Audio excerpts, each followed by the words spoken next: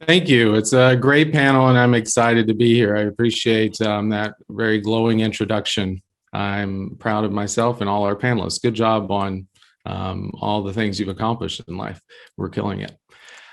So, as an economist, one of the interesting things about the impact of COVID is the relationship to the workplace. And so, we've got a lot of folks here that represent organizations, people from both the public and private sector. And I'm excited to kind of dive in. I think the impact of COVID has been such a series of just one things after another. And as we think about and look back on what worked, what didn't, start to revise and think about narratives going forward, I think it's important to kind of reflect. And so, Mike, I would kick it off to you. When we think about film and television production or the arts more broadly, one of the things that stands out is the business model is a lot of people in a certain place at a certain time. What has been your experience? What has stood out from your point of view on some of the major themes around COVID in the entertainment industry and here in California?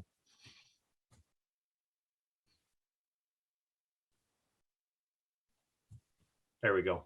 Thanks, Adam. I appreciate the introduction, and you realize how fast things move when you hear your own bio and realize that you haven't updated it in a few minutes. So look, I really appreciate the opportunity to participate in the panel with you, Adam, and our esteemed colleagues, Senator Allen, Duncan, Montea. It's really been an amazing time around the industry. And, starting on, the middle of March, when basically the industry shut down, one of the things that was incredible was how quickly the industry got to work and the partnerships that developed throughout the industry, among all of the labor entities, among all of the employers, all of the studios, the state government agencies, the county government agencies, to figure out what needed to be done. And the industry first went into crisis mode, offering support services and benefit increases, benefit extensions, food banks, financial services. And then that evolved into what will need to happen for the industry to get back to work, and how can we all partner to do that. And the industry and government really partnered to figure out what had to happen to allow the entertainment industry, film and television I'm speaking to specifically, to get back to work as quickly as possible. And that led to the industry white paper, which led to permission from the state and the county, which led to the return to work protocols, which are the protocols that the industry is operating under now. And as evidence of how effective all of that was, our industry began to go back to work very soon.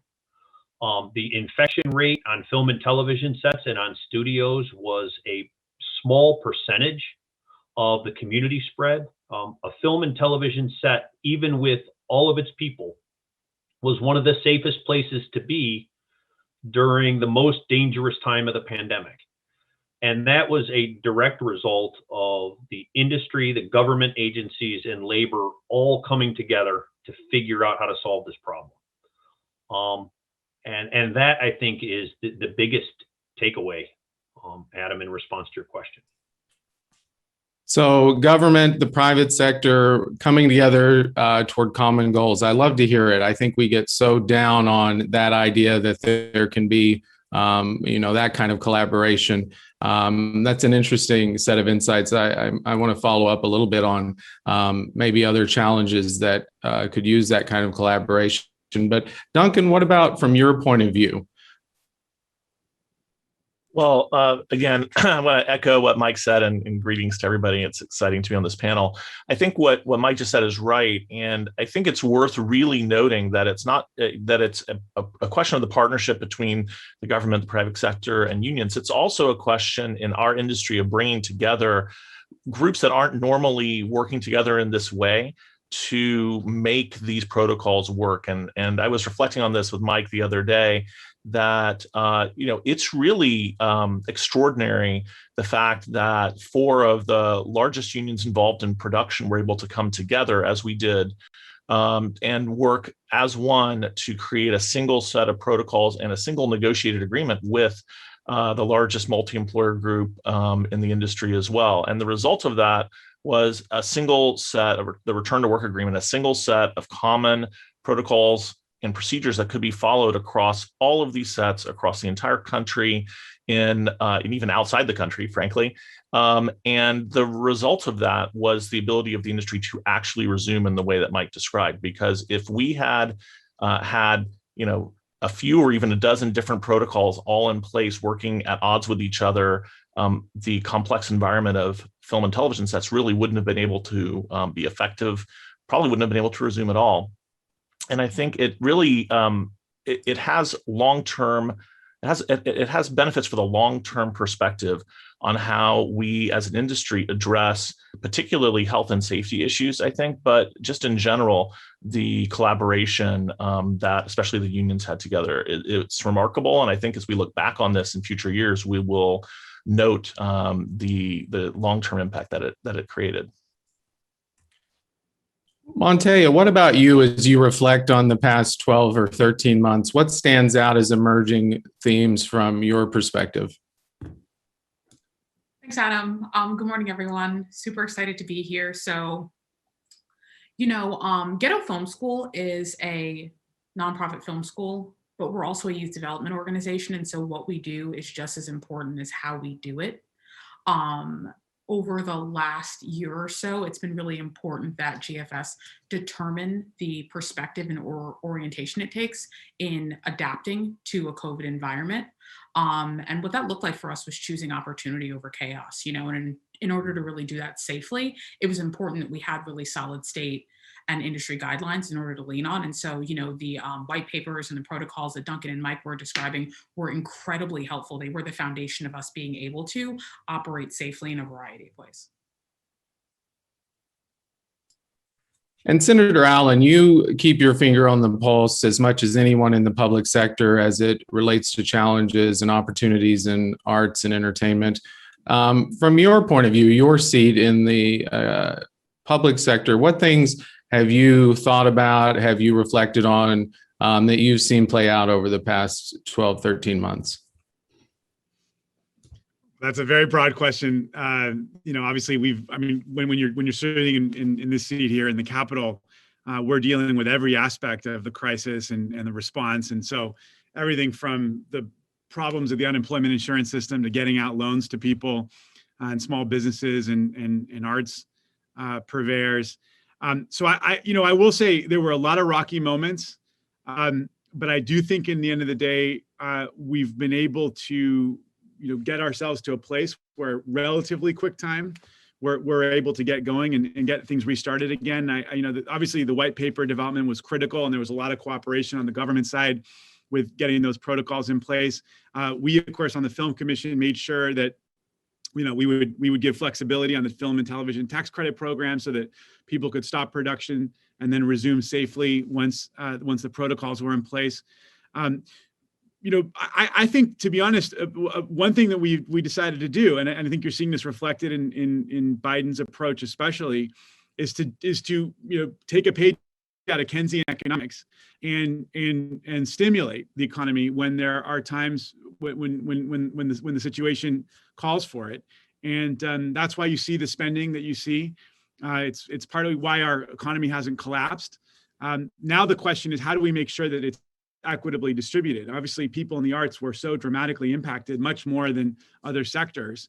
And there were so from my perspective, it's one of the reasons why I'm supporting this big arts play that the arts communities come together to try to advocate for at the state level, to provide support for cultural institutions and performing arts spaces and working artists, because I think really what this whole crisis has shown us is the disparities in our economy. There were certain portions of our economy that did incredibly well. The market did well. Lots of people who could sit and do their work behind a desk, behind our home computer were able to carry on as though nothing had happened. Some of them made actually more money than ever before. And yet others who were working in spaces that involve people coming together were hit incredibly hard. And so what we're having to go through in government right now is a recalibration to make sure that we provide additional supports to those folks who were impacted through no fault of their own, just because of the type of work that they do, and make sure that some of the wealth that was generated by all the folks who did really well gets spread, so as to allow for the arts community to get back on track as quickly as possible, get production going again, get our galleries open again, our theaters, and all the rest in a safe way. And that's our challenge now, coming out of the pandemic. Thank you. Yeah, I think we could be on any industry panel, and I think there are some things you flagged there that are universal. Duncan, how did you support your members during the early stages, as folks mentioned, kind of leveraging private resources to fill in some gaps? What are the takeaways where maybe some of those pre-existing cracks, the light was shined on them a little brighter, they were made a little more apparent, maybe some of those disparities, challenges? I would love to hear your thoughts on kind of your workflow, challenges you've seen that the public sector, when things settle down, can begin to work on. Oh, absolutely. Thanks for that question, Adam. First of all, I just want to acknowledge that some of our SAG After members actually continued working throughout the pandemic, particularly the broadcast journalists that we represent were out there reporting on the pandemic, trying to keep everybody informed, and in many cases at great risk to themselves. And so I always like to make a point of acknowledging that. But a large portion of our membership was immediately thrown out of work, of course, by the shutdown of the industry in March of last year. And we were fortunate to have a lot of industry support networks that are out there between, in our case, the SAG After Foundation, which had a tremendous amount of emergency assistance available for our members, but also the organizations that support the entirety of the industry, like the Motion Picture and Television Fund, the Actors Fund, et cetera. I do think one of the things that really the pandemic shone a light on was the challenge of supporting people who work sometimes as employees and sometimes as non-employees or independent contractors, people who may have 1099 income. And as I think probably many people are aware, as the federal government and the states started working on providing additional financial assistance to people, especially through the unemployment system, that system didn't respond initially very well for people who were stuck in that mixed earner situation. And it actually took quite a while for us to really get the attention at the federal and also at state levels to address that. It was ultimately taken up and addressed. I still think it's not fully solved, but a lot of progress was made to make sure that mixed income earners didn't end up just getting completely left out during this really, really dangerous time. But there were a period of months where people who, and I won't try to explain all the details, but the result of it is if you earn, a little bit as a W-2 earner and a lot as a 1099 earner, you essentially didn't get an appropriate amount of unemployment compensation because it was only based on your very small W-2 earnings versus your larger 1099 earnings. And those kinds of problems really demonstrated how our system wasn't set up to address a pandemic or even a really major disruption like this. And I hope that we will learn from that lesson. And, as we hopefully exit the pandemic soon and start thinking about how we plan for future problems, whether it's pandemic, whether it's natural disaster, whether it's whatever, that we have the systems in place so that people aren't put in the kind of position they were put in during the first months of this pandemic, which was really, really dire. Senator Allen, what are the conversations around the Capitol as it relates to reforms to the EDD, to the unemployment insurance system? I think about California as just home to the United States artists, creative. We're the place where those folks live. And so, I think it's important to be thinking about how we can build systems to support them. What are the conversations at the Capitol broadly around the challenges that are kind of industry agnostic? And if there have been any conversations about the artist community? Yeah, well, first of all, you're absolutely right, Duncan. It was a disaster. Really for a while. The EDD program, the unemployment insurance program, was just not. It was already creaking before the crisis happened, and they'd relied in previous years on the idea that a recession usually sort of slowly starts. And so you're able to ramp up over time. And of course, we shut down the economy pretty comprehensively. And so all these people flooded onto the rolls, and the system just wasn't able to handle it. And so we not only are we the heart of the creative economy, we're also at the heart of the tech economy. And yet it was all the more embarrassing that all the problems happened associated with EDD. Some of it is so understandable when you think about the scale of the problem we were trying to address in a very short period of time. And of course, part of what was so difficult about being a legislator is that we get a lot of the incoming criticism and heat, but ultimately it's something that's being carried out by the executive branch. And all I could do is just, rave and rant on the phone and as best I could on Zoom meetings. And then of course our staff was just taking tons and tons of calls from people as we just worked through problem after problem. We also, I will say, and the people on the call should know, SAG After and IATSE and others really did yeoman's work to focus in on the particular challenges of folks in the arts community with regards to the unemployment insurance problems. They mobilized to leverage their own charity, for example, to deploy their own funds to help cover their members due to the challenges around residual payments with EDD and how it disrupted their ability to claim unemployment, as was described. And then of course, we had staff working around the clock.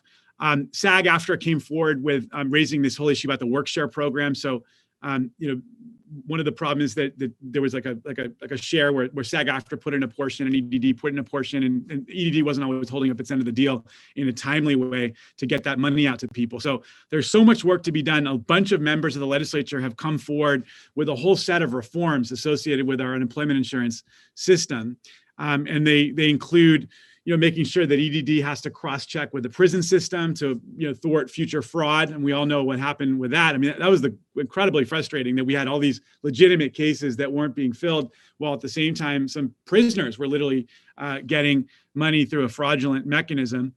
Now we've got a bill in place to solve the problems that led to that. There's a series of bills. There's a whole package of bills, actually. If people are interested in this, you could check it out. But they basically provide claimants with an option to receive benefits via direct deposit. They create an oversight advisory board to review the agency, providing language support as necessary to claimants, because a lot of people aren't necessarily fully fluent in English. There's one proposal to create an office of a claimant advocate, which is tasked with protecting claimants' rights and seeking benefits.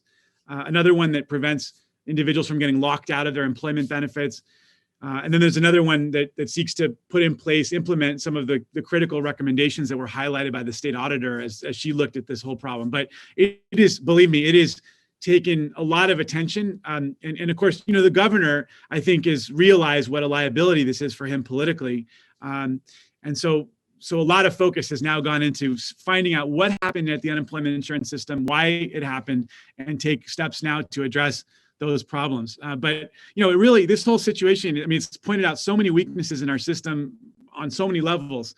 And, a lot of these government programs are just they're not nimble enough. They're not able enough to respond to these sorts of shocks to the system. And to some extent, anybody who knows government shouldn't be that surprised.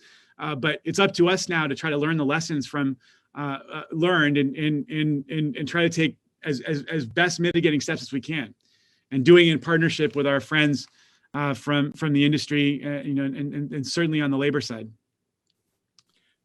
Monte, what about the impact to the people you serve? So we're talking about the people in the sector now, the workforce. What about the folks that kind of vital pipeline, those folks you're bringing in and exposing, and even your staff? How were you impacted? And what were some takeaways that you think are worth flagging that you've really seen as a best practice or something learned? Yeah, we realized from a sort of student and alumni perspective that schedules, right, were going to be changing really drastically. It would appear as if, folks had more time on their hands than ever, but also switching to virtual academic environments and work changing for a lot of people, schedules ultimately became more complex. Our responsibility was to provide opportunities to work, right? Either in EA positions, support positions, creative positions. The first thing that we did when the pandemic started at the advice of our board member, Matthew Hiltzik, was to cast out a really simple but effective creative assignment to all of our students and alumni, right? Make a short film, 1 to 3 minutes, that tells the world what it feels like to be alive right now, right? I think it was really important that our first move was to center creativity, right? And this moment is an opportunity for such. I think it's really, really easy and common, especially for young people, sort of grappling overall with the feasibility of a long-term creative career for a pandemic to be the ultimate sort of like, impediment to continuing. And so our immediate response was to make sure that there's creative work to do. Internships, paused for a moment, but quickly resumed virtually. And so we're really glad that our staff and our corporate and industry partners were really diligent about making sure that, virtual didn't mean that there aren't opportunities to gain experience and work.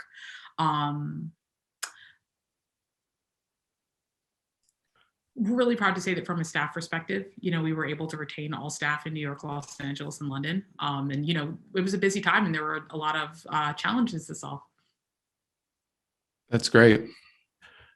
Mike, so how do we think about, we still have double-digit unemployment here in Los Angeles. A lot of the kind of downstream industries that support the work in the creative production space are still kind of reeling and hurting, and probably will be until, we really get activity back up to pre-COVID levels.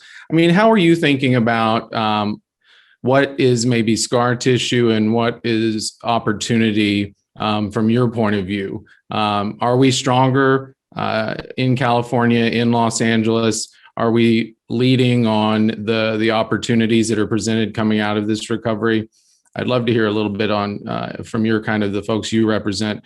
How much of the damage is going to make us stronger?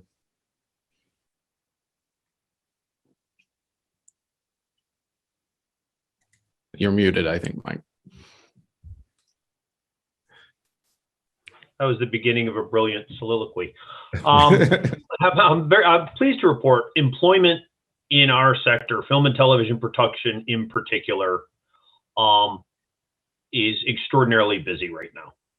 In Los Angeles, outside of Los Angeles, the industry itself, and it ties back to all the work that was done that I referenced earlier, is back, and employment levels are at pre-pandemic levels, in some instances a little bit higher.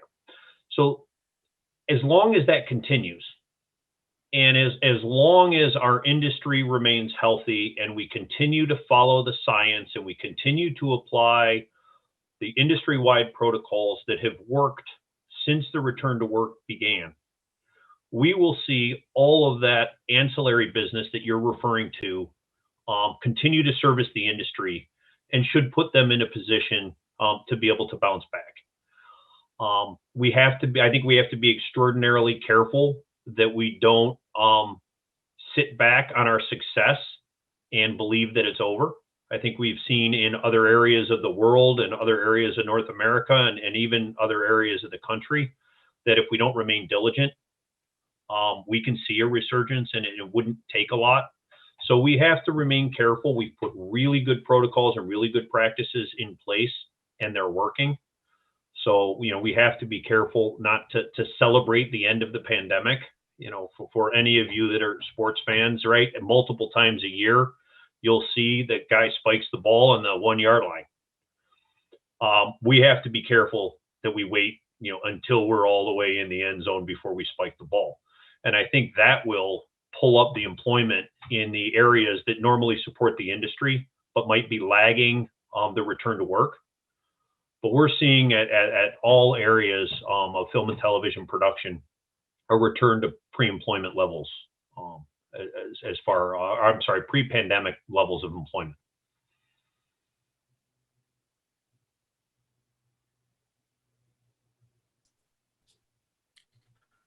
Duncan, what role, and for both maybe Duncan, Mike, and Montea, what role has technology played during the pandemic? And do you see long-term impacts to the folks you represent from technology? I've seen anecdotally conversations about additional parts of post-production or pre-production that suddenly can be done from areas that maybe aren't Los Angeles County. Do you see any long-term impact from your point of view to the kind of rapid adoption of technology as a quick fix during the pandemic, but maybe changing workflows with the people you represent? Yeah, I mean, this is an area that we're always focused on, and I think it happens even outside of the pandemic. So I think we should recognize that being prepared to address the reality of new technologies and how they impact our industry is really important. We at SAG After do a labor and technology summit every year. We just did it recently for our third annual one in partnership with the AFL-CIO about this exact topic, not specific to pandemic, but just in general. And of course, there have been a lot of technologies developed that have actually helped us come through the pandemic. And I think we should acknowledge that, whether obviously, you could talk about vaccine technology, the mRNA approach to vaccination. We could talk about the various testing technologies, the use of mobile technology to do health screenings, a variety, telemedicine. There's a variety of things that have moved quickly during the pandemic that have helped us get the industry back to work. But in terms of changing some of those fundamental patterns of employment in the industry, it is an area of concern. I don't attribute it specifically to the pandemic. It was happening before the pandemic, and I think it would have happened whether the pandemic existed or not. But it's important to recognize it. And we've often talked about, our perspective at SAG After, which is it's usually ineffective to fight technology changes. What's important is to understand them and to figure out how you can adapt to them and how you can get them to adapt to you, rather than just trying to pretend they're not happening or trying to just fight them directly. And so I think that's our general approach. I do want to note that the industry has continued to recognize the importance of the type of creative contribution that's made by our members, by the members of the other unions, including IATSE, et cetera, to the production process. And that despite many predictions over the years of that becoming something that's done entirely by machine or through AI or through various other technologies, that hasn't happened because there is fundamentally a spark of human creativity that's not replicated, at least not yet, by any technology that's been developed. And so yes, technology is definitely an issue, but it has helped us in a lot of ways, and it also has created a lot of challenges. This is a really great question. It's one of my favorites. Community is the first place where technology has been really important to GFS during the pandemic.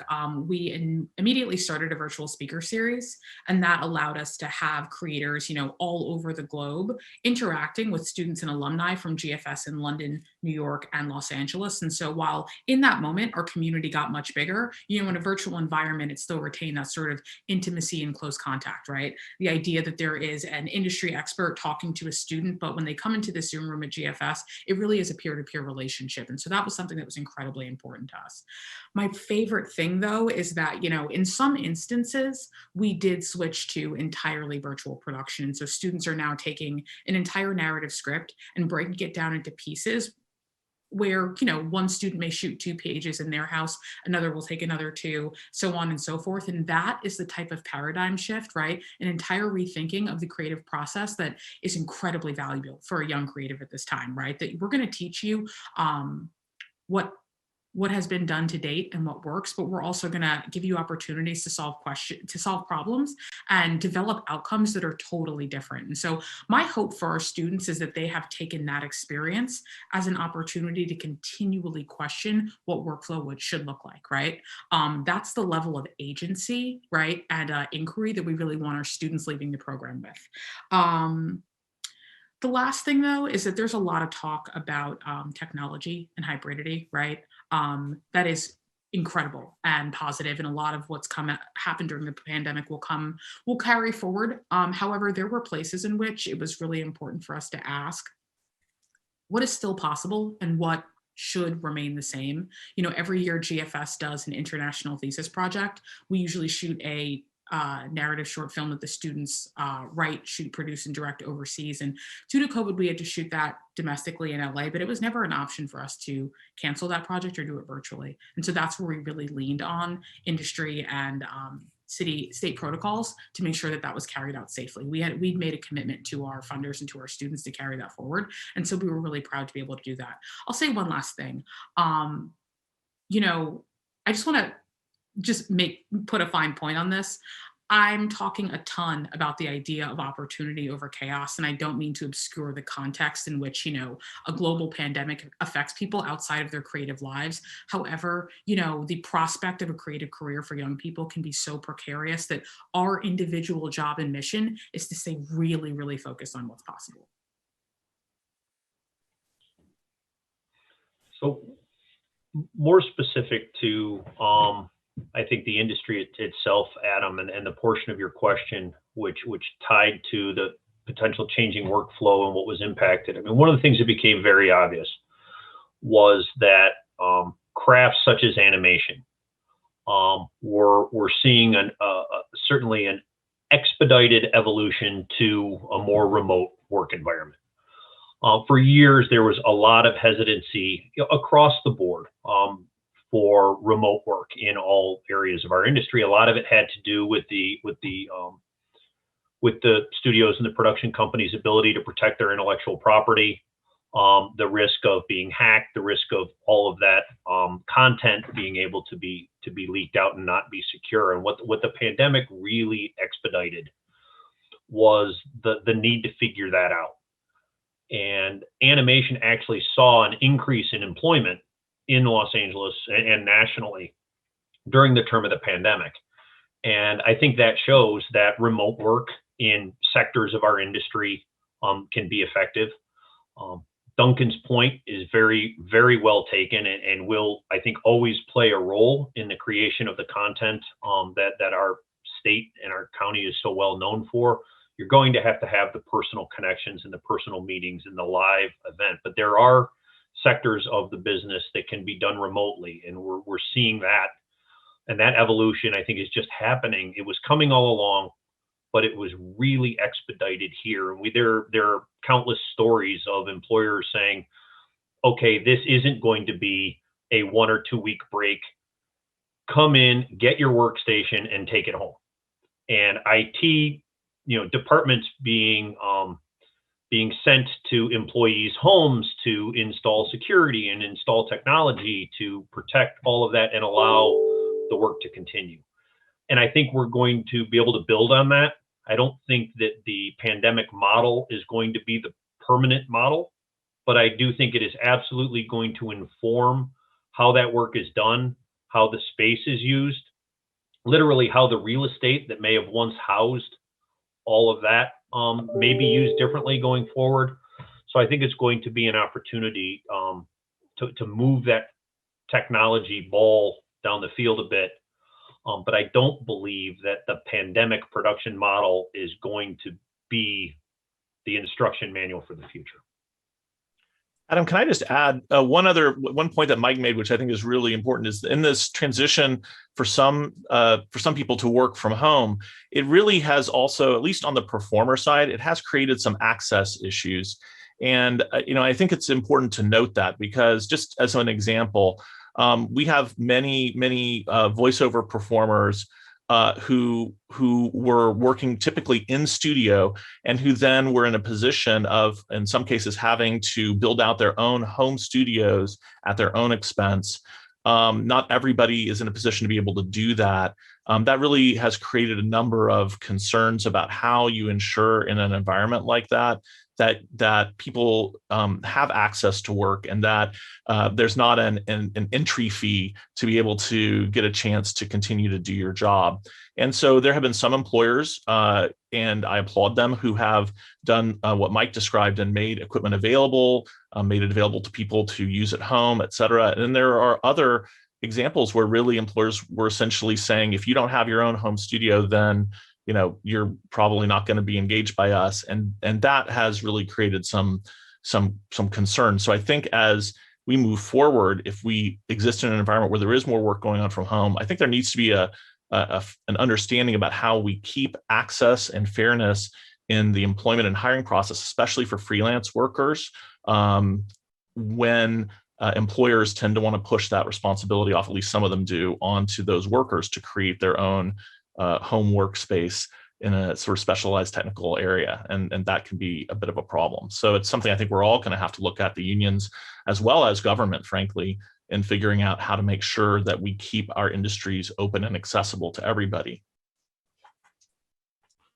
Absolutely. As we close and get ready to hear from Dr. Ferrer and others looking forward, I would ask each of you, I love what Montea said, and I want to use that as kind of the organizing principle, opportunity and chaos. What are the things you're thinking about? Maybe they're anxieties, maybe they're things you see as opportunities. What are the folks that are attending today, the kind of folks from across public and private sector, what are the action items that we can begin to build communities, coalitions, and things around, to support challenges, make our industry as resilient as possible here in California? I'd love to hear from each of you just kind of the opportunities. What are some action items you're thinking about? Where is there opportunity for collaboration? It's not always easy for people from different industry sectors to have the same language, sometimes jargon, sometimes just your networks don't overlap. One of the interesting things I applaud from the county putting this on is trying to force folks, from across different industry parts of the ecosystem into the same room and communicate. What are the opportunities as we go forward? I'd love to hear from each of you as we close out. Who should start? Everybody's waiting for somebody else. So let's go with Senator Allen first. Okay. Well, first of all, I think the arts help to sustain us through this crisis. I mean, we can only imagine if there hadn't been such great content that had already been produced on our TVs, and imagine how we would have survived. And of course, it also, I think we all realize how much we miss the live arts too. I mean, people are just pent up and ready to get into the theaters and seeing live music and getting back into galleries and museums. They want to move around and experience cultural things live and in person. I think we realize how much our hearts were empty without being able to access those kinds of things. So I think this is if anything, this crisis has really, I think, driven home how important arts and entertainment are to who we are as human beings and how much we need and crave and desire arts and entertainment content of all forms, whether it be live or on our television or film screens. So what are the opportunities? Well, I mean, obviously production's picking up. The LA Times had a great piece about it on Sunday. We actually, on the film commission, we were just at our last meeting, we were celebrating the 2 new relocating TV shows are actually coming back home. Chad is just relocating from British Columbia. The Flight Attendant just moving back to California from New York. Obviously, there's efforts to try to get more sound stages up and running, and maybe take advantage of some of the shifting land use issues that have been caused by the pandemic to help get that process started. We now have the Small Business Administration's shuttered venues operator grants that are, money starting to go out to movie theaters, that we're hoping to help, but also live venues. When you talk about opportunities, a couple of things that I'm working on. I've got a bill, SB 611, which is, I'm working in close cooperation with our partners in labor to try to increase diversity in the motion picture industry and look at the way that we allocate the credits under the TV and film tax credit and give extra credit to those projects that really are trying to do more on below the line diversity, which of course is something that we know we need to do much better on. And I want to thank Supervisor Janice Hahn and the Film Commission and IAA and SAG and others for their cooperation. Another thing that I've taken inspiration from is the last great, one of the last great crises, the New Deal and the Works Progress Administration and all of that incredible investment that went into, basically telling artists, go like basically what Montea was saying, tell the story of this pandemic. And so I've got a bill, SB 628, which tries to create a California Creative Works program that's modeled after the WPA. It's obviously much smaller, but it gets money out to artists to try to help them both tell stories from the pandemic, but also at the same time help us heal and look at artists as second responders as we emerge, as we try to emerge from the pandemic. And then, of course, I mentioned some of these big budget asks that are now in play for the California Arts Council, for California Humanities, including support for emerging BIPOC filmmakers with grants, money out to our museums as well. So there's a lot of really, I think this has made us all reflect and spend time kind of thinking about who we are as human beings, and that can only mean good things for the arts, because the arts are all about connecting with our humanity and our creativity and ourselves and who we really are at our core. And let's make sure that we don't let this crisis pass without seizing these opportunities and finding opportunity in chaos, as Montea said. And I just want to say how much I really want to be a strong partner to my friends in the industry on the government side as we seek to do that. Brilliant. In our last few minutes, everybody just jump in as makes sense. I'll be super brief. Get involved with Ghetto Film School. You can find us at www.ghettofilm.org. We're always looking for resources or partners. A huge fan of your work. Truly. There's great opportunity here. And I do want to follow up Senator Allen. I mean, first of all, thank you for your support of not only film and television industry, but arts and live events, and for being a sponsor on the bill you referenced. That's important stuff. And we're happy to work with you and continue to work with you on that. We can't lose sight of the fact that live entertainment is a key part of the entertainment industry sector, and workers in that sector are still hurting. We have not returned to live events. We have not returned to theme parks. We have not really opened up that sector yet. And we have to continue to provide opportunity for the folks in the live entertainment sector, in our theaters, in our rock and roll venues, in our large scale live event and small scale live event space. There's still a tremendous amount of recovery to be done. We have an opportunity as we build on this pent up demand to address issues of diversity in our industry, to advance some of the economic issues that were talked about today, and to really build on a lot of the lessons that we learned coming out of this. The industry and government were all forced to do some things that were uncomfortable, that at the end of the day worked very, very well. And I think the proof is in the math, the proof is in the science, and what these unusual partnerships of all of the unions and guilds in the industry coming together to sit down with our employers and work with state and county government to create a set of protocols to open up one of the most important industries in the state, was a tremendous asset to the state, to the people of the state. It kept more of us off of the EDD site. It kept more people employed. The importance of health insurance in our state and in our country can't be exaggerated. But the pandemic points to how important it really is. And so I hope we can build on the unique lessons that we've learned here and tie it all back into a more robust economy as we continue to approach the goal line on the pandemic. And thank you all for the opportunity to serve on this panel with each of you. It's been a real pleasure. And knowing that we're almost out of time, I'll just endorse what Mike had to say. I think he said it very well, and just say, I think that the collaboration and the unity that's been shown within the unions and also within our industry in general is a real model for the future.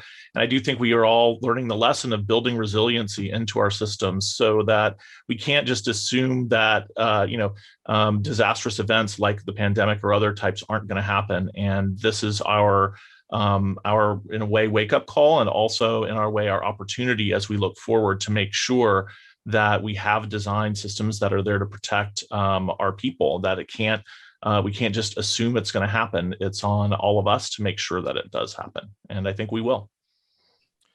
On behalf of the County of Los Angeles, thank you all for a really interesting conversation this morning. This has been a messy year, to say the least. And as we begin to figure out how we think about the future, these conversations are so valuable. So I appreciate the county convening all of us here to talk about it. Thank you so much. Have a great rest of the conference, everyone. Thank you. Thanks, everybody.